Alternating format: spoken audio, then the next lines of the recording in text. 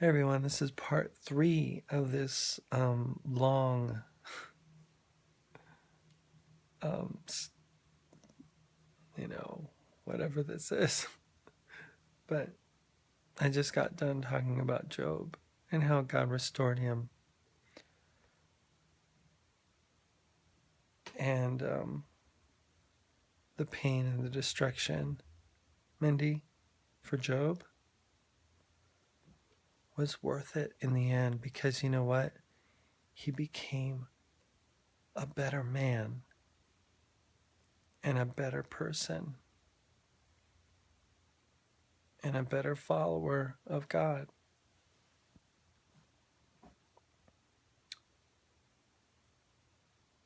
But he went through hell, not unlike my situation.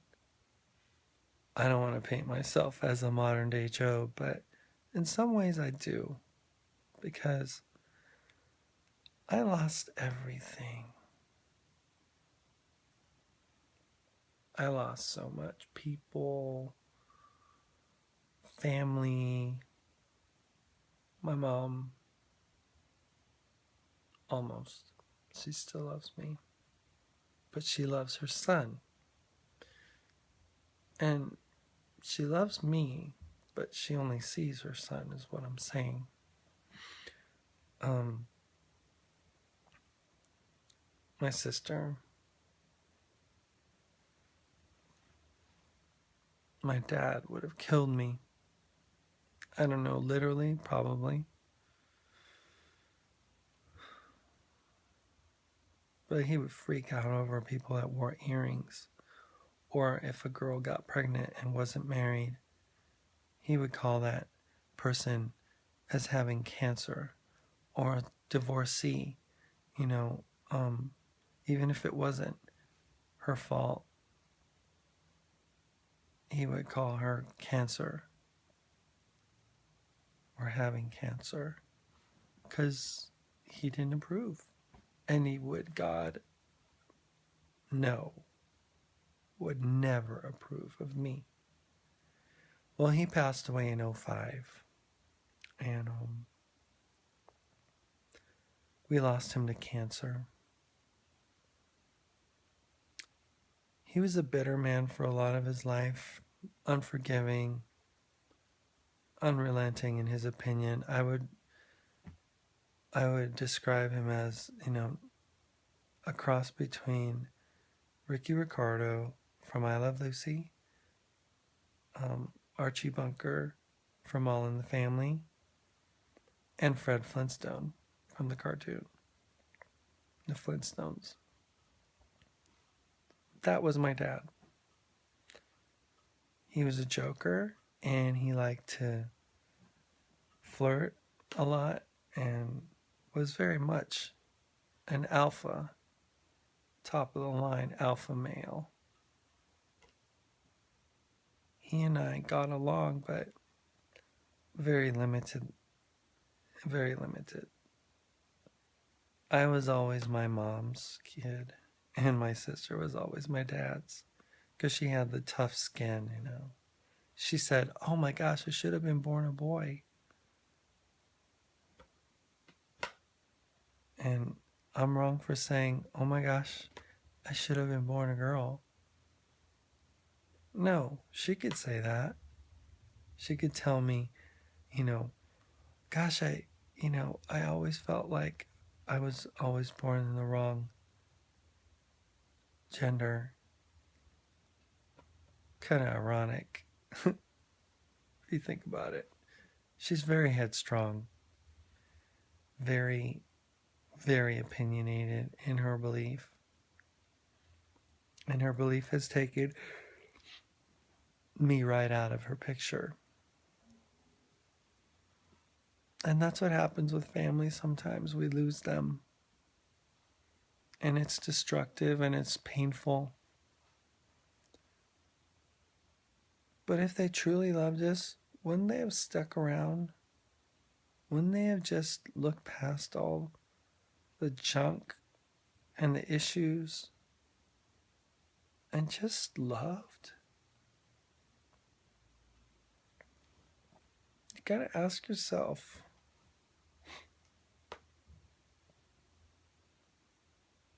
did they really ever love me? You know? Or they love what they wanted out of me, what they wanted me to be.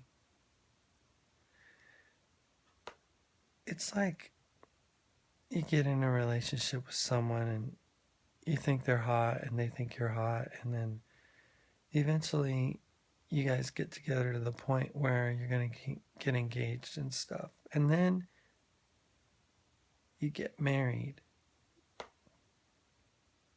And all along, the person has been wanting you to change. And it's been trying to make you into the person that they want you to be.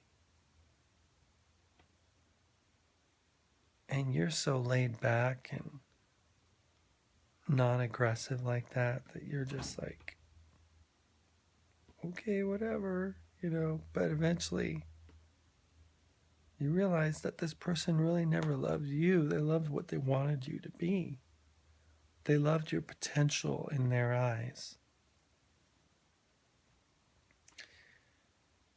And I think that's what happens sometimes with our families and friends and spouses and stuff. As long as you can fit into their box of who they want you to be and believe God made you to be, they'll accept you, Live in that box, in that space, and don't ever change, change for positive things, but don't change because of anything else, God forbid. Well, as a transgender woman, that box that I was in, that place, it never felt comfortable. It never felt like home. It never welcomed me, and I was never happy to be in it. And it was painful getting out. And I've caused a lot of pain to so many people. My ex has to deal with the realities of not having a husband next to her. I don't hear the sound of children. My little 5-year-old Zach running through that door, jumping on this bed.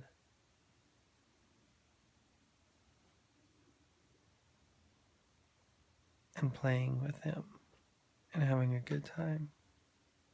That's pain. It'll never go away. I realized back on December 24th, 2013, last year, I had already left. I had already gone. I was already away. I had my own place and everything. And I came back for Thanksgiving. I saw the kids occasionally, whenever she'd let me. And then, December 24th, we went to church together. I got there earlier and we opened some Christmas Eve presents. And then my oldest needed to get going and get a shower so he could be ready for us to leave in like an hour. And he was procrastinating like a 15-year-old would, teen, and basically made my ex really upset because he cut it so close that she thought we were going to be late for Christmas Eve service. So she's yelling at him in the car and saying all kinds of stuff, and they're having this back and forth argument about, being respectful and not listening and blah, blah, blah. And she's just under so much pressure because I'd already left. And I could sense that she was not just dealing with this, but dealing with me, but dealing with him. You know what I mean? But that drive was very sad for me because I got in the van, put my little Zach in his car seat, and the rest of my boys pile in, and my daughter sits in there with her nice pretty dress on, and we're going to church. Hadn't been to church with them for a while, but I realized that it was going to be the last time. I could sense it. And we went to church as a family, walked in and sat together and sang Christmas songs. And I had already transitioned, though. I'd already started hormones. I had already gone down this path. And it broke my heart. And I broke theirs eventually.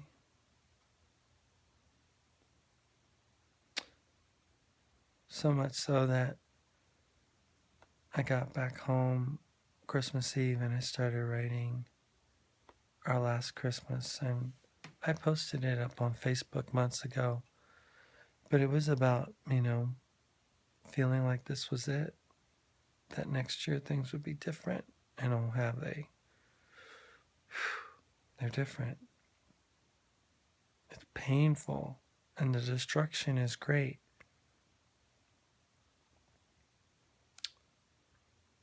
But I'm alive. I made it through. I lived to tell about it. And I know that I'm a way more beautiful person on the inside than I ever was before. So yeah, I have lots to deal with. I have a load of issues that I'm going to have to work through with my children. Being able to see them in custody and major repairing to do with my ex,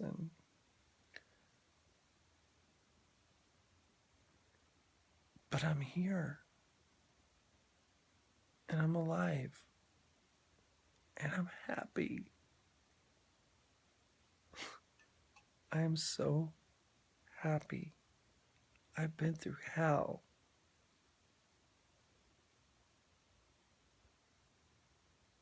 My ex and our kids, they've been through hell too. And it's hard on everybody.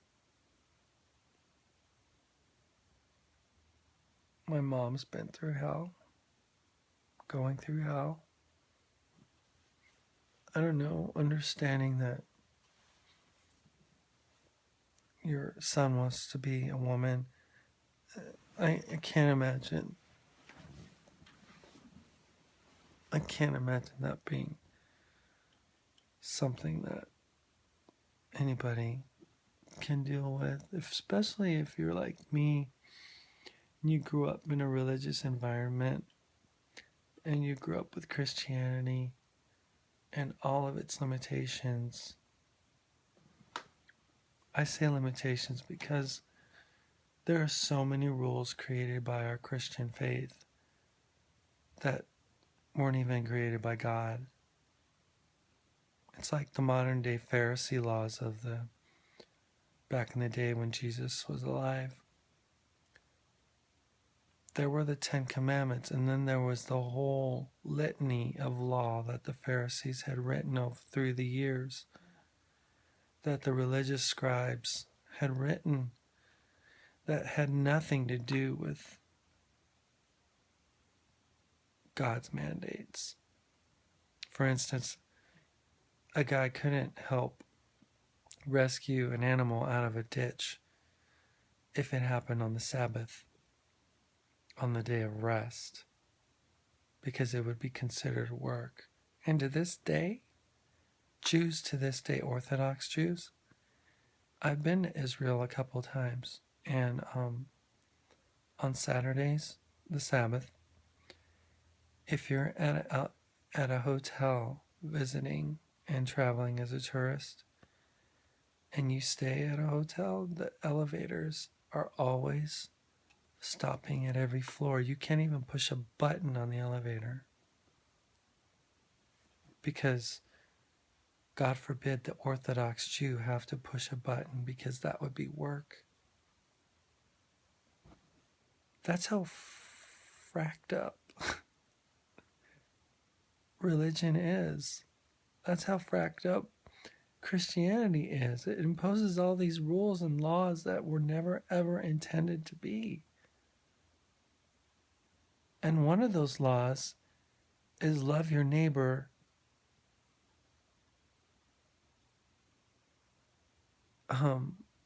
well, the Bible says love your neighbor as yourself. But the laws that these people write are like, love your neighbor unless he's not like yourself. And that's just wrong. On behalf of true Christianity, which I don't think I have but a little ounce of a grasp of, I say I am so sorry that you have been hurt by the faith of those who say that they're followers of Jesus Christ. Because like Gandhi said, I love this Jesus, but I hate your followers. And it's really difficult to put into words the pain that Christianity, people doing things in the name of Christianity, have caused me. It's made me reevaluate what Christianity is and is not. And what it is not, it's not judgmental. Love is a beautiful thing. And as a transgender woman, I've been able to experience levels of love that I've never, ever touched before in my other life.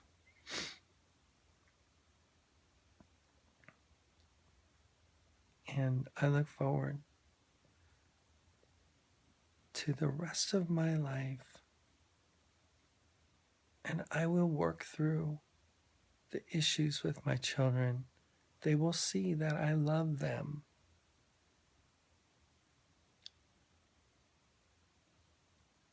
My mom's on the side of my ex-wife and says, the kids don't want two mothers? I'm like, yeah, you're right, they probably don't. But they do want two parents in their lives. And yeah, I'll always be their dad. I'll always cheer them on. I'll always be in their corner. I'll always try and support them. Isn't that what dads do? Does a dad always have to be some masculine influence that, makes the kids into like a Tim Taylor, from that show in the 90s? I forget what it's called. A repairman. I mean, people, you gotta understand that love is bigger than that. Love is bigger than gender. You say that I'm not going to be able to portray to them a male role model and stuff. And I say, let those that are male offer that. But just because my kids don't get it from me doesn't mean that they're not going to be well-rounded individuals.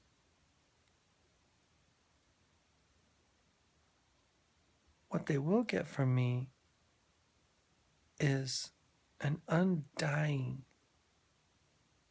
and unrelenting, immovable,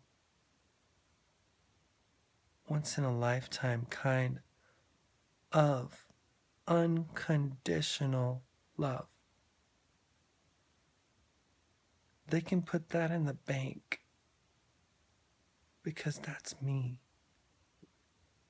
And that's who, by transitioning, I have a better grasp of understanding. God's love. Ironic, isn't it? All my Christian friends. God's love has made me a better person. And I make no apologies for it. And I will go through all the destruction and pain that I have to. I made a promise to God a long time ago, and I said, God, whatever it takes, I want to serve you. And you know what? I guess it took this for me to serve God, because I have a love for people. You guys know it. You guys know that if you talk to me, if you meet me, if you hug me, you know that I'm genuine. You know that I don't sugarcoat anything. And you know that you will always have a friend in me. And I will never turn away from you. What greater gift to give your children than to give them a person who emanates unconditional love? I can think of no greater gift to give. That's way better than teaching your kid how to throw a baseball or how to drive a car.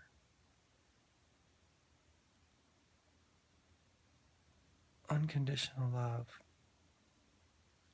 That's what I can offer my kids now. And that is worth all the pain, all the destruction that I have caused. It's worth it. We'll get through it. Cheryl will find God through this. I am not saying that it's something that I would wish on her, but it happened, and it's our reality, and we have to deal with it. My kids, yeah, they've lost a traditional dad, but they've gained such a great, wonderful, loving person in me. And I will fight to death to keep them in my life. I will fight whoever. I will fight my ex. I will fight her attorney. I will fight the court. I will fight, and I will fight, and I will fight, and truth will prevail.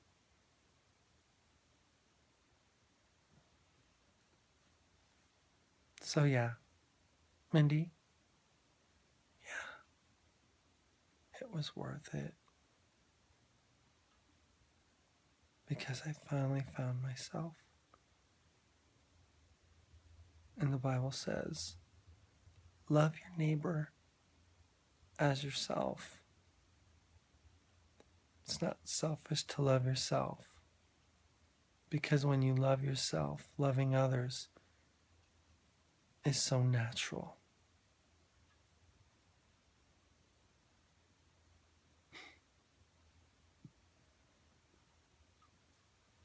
I guess that's all I have to say.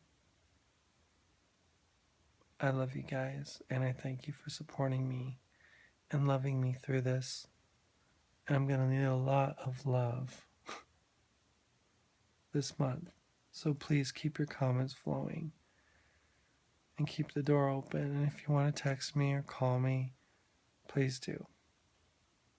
My number's on my About Me part of my Facebook page, and my text is always open. And you can always write on my wall or message me in private. So this is bye for now. It was kind of long, I know. And I hope that whoever got through it gleaned something from it. That I wasn't just throwing words out into the wind. I know that there's a purpose for me saying what I do. And I'll see you guys next time. Okay, bye.